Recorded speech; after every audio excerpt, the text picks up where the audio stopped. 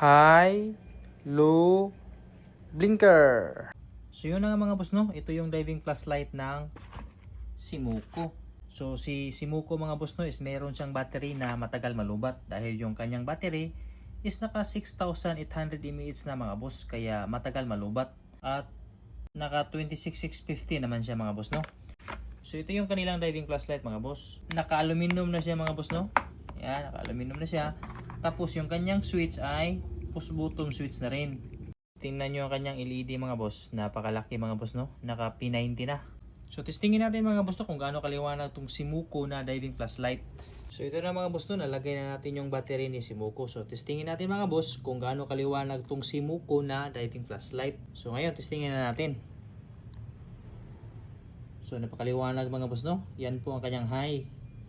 Ang kanyang pangalawa mga boss, ang kanyang low. So low pala mga boss, no, is maliwanag na rin. Pwede mo na rin magamit sa iyong pamana. At ang pangatlo mga boss is ang kanyang blinker. So perfect to gamitin ng blinker mga boss, no, pag may makita kang nukus or pusit. So itong lahat mga boss, no, is ito yung mabibili mo pag mag-check out ka ng Simuco na diving flashlight.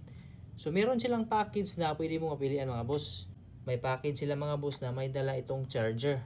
So kung gusto ka bibili mga boss, no, tingnan mo lang yung yellow basket sa baba. Salamat!